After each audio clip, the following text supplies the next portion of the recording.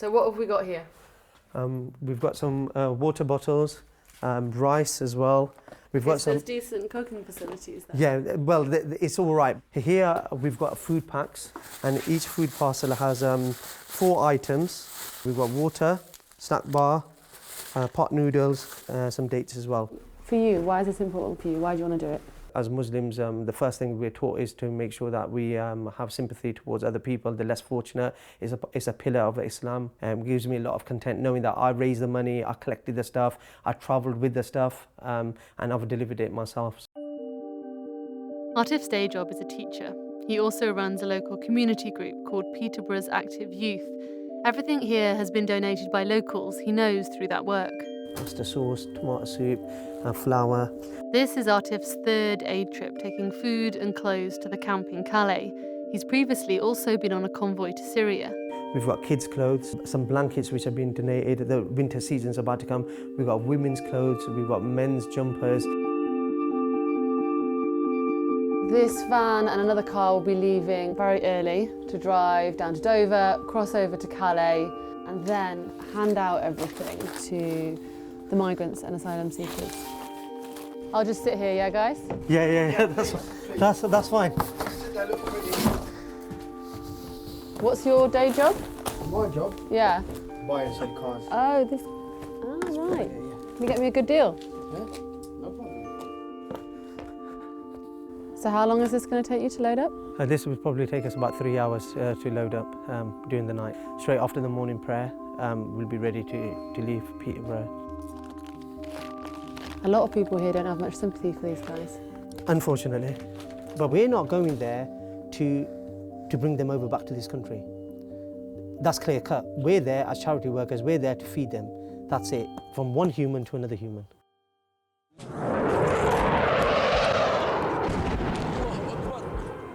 Conflicts across the world are creating a mass movement of people towards Europe.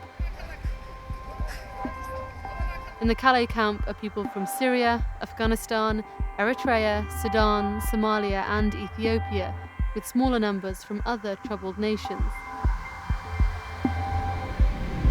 Why do you think they're so keen to come to England? If they had it their way, they'd want to live with their families in their home countries.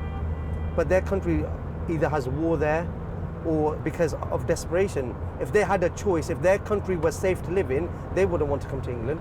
My parents came to England before I was born to give us a better lifestyle and a better education. So I can totally relate to what's going on. Do you have any useful solutions? I leave it to the government. I think my solution is just to help them.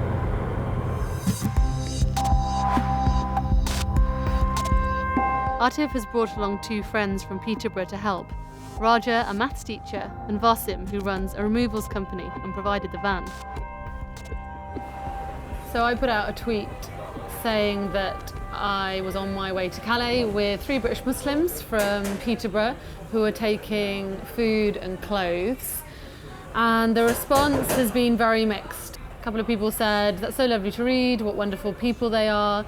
But a lot of other people said some things that are completely unrepeatable.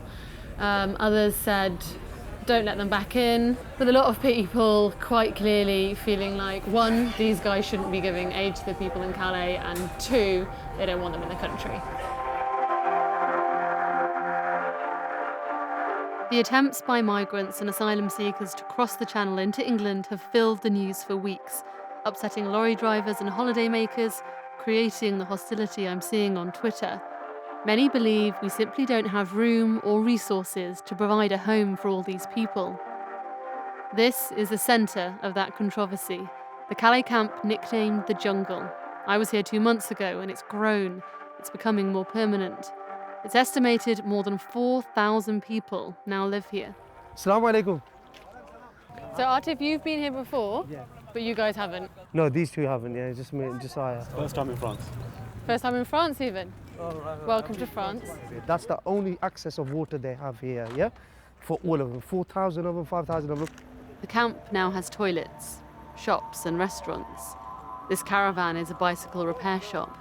There's a mosque and a church. All while French police watch from the bridge above. Every day, the people living here try to get to the UK, defying the fence funded by our government. So many have injuries from falling off the trucks they break into. There are children here, which is difficult for Roger, a father of 2 himself. How is it for you being here for the first time? My initial reaction was I was quite scared, being surrounded by so many people, because you obviously see it live on TV. Seeing it here is different. I've got a 6-year-old and a 2-year-old.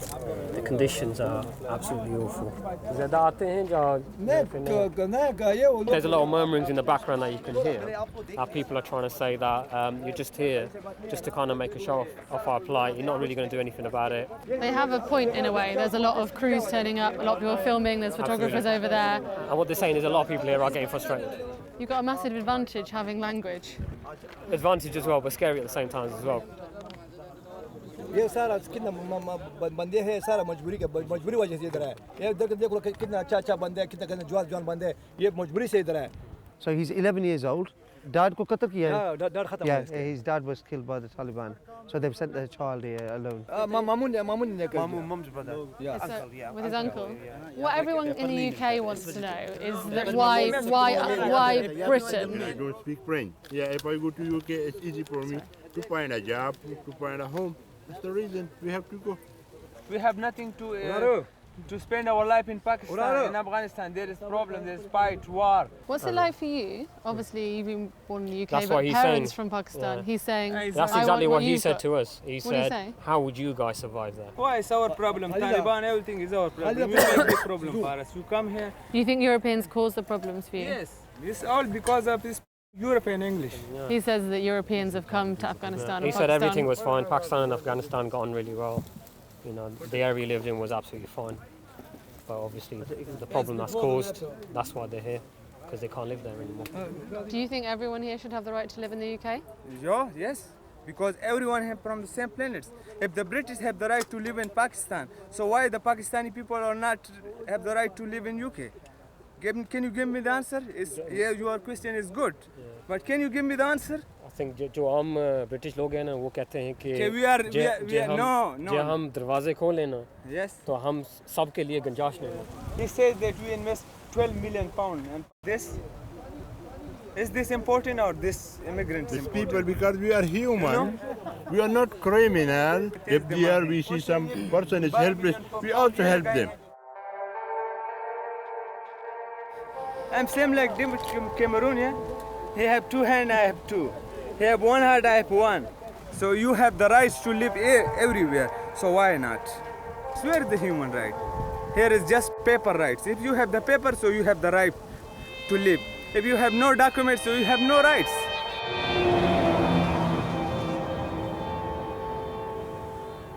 Do you think this could happen in the UK? This no, because our government's really good, and our government wouldn't never allow this kind of humanitarian crisis to happen. You genuinely can't imagine this existing anywhere in the UK? No way. We have immigration detention centres though, Yeah, we so do. that's where they'd be in the UK. Yeah. Where would you rather be, in a detention centre or here?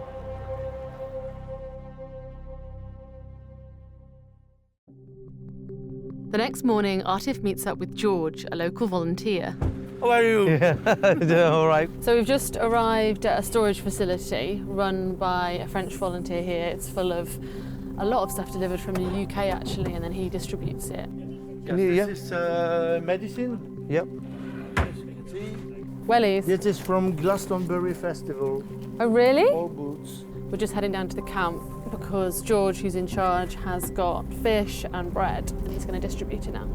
I'm an old member of the French Communist Party Oh. since 40 years. George, is there a lot of people who don't want to be on camera? Yes, they maybe they let their friends and family think they are already in London. What's in your boxes? Smoked salmon Smoked salmon and sushi. and sushi. Each day, George gets food from the local Banque Alimentaire, a food bank which collects surplus from local factories. If he hears they have stock, everyone moves fast. So I've been called by the Banque Alimentaire. I must go immediately. Hang on, George. No, finish. We come back. My friend, we must go immediately.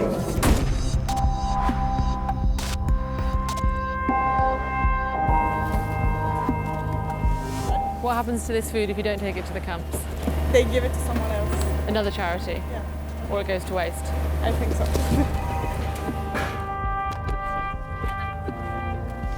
As soon as the van pulls up, people just run straight over. And these guys over here are waiting to charge their mobiles and take a shower. This section of the camp is government run. The scramble is because it's only open limited hours. In the evening, there are queues again, when one meal is served. Finally, it's time for Atif and his friends to complete their mission. This is the end of the guys' journey, delivering the water and the food packs that they collected in Peterborough. Keep going. Let's go, let's go, let's go. Not everyone thinks they should be doing this. A lot of the people that have contacted us while we were on the journey don't think they should be handing these people food. Thank you, brother.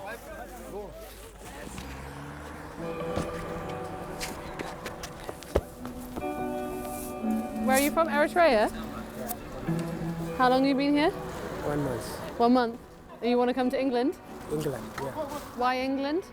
The language. Why did you leave Eritrea? War. War. Okay, thank you. So it's Idris who's got all the way here so far. I've tried 5 times so far to get to England. And he's going to keep trying.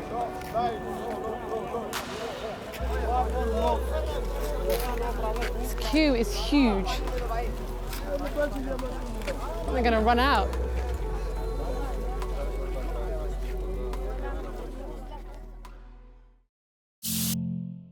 We live in a time of unprecedented population growth. In 2015, the world has around 7.3 billion inhabitants.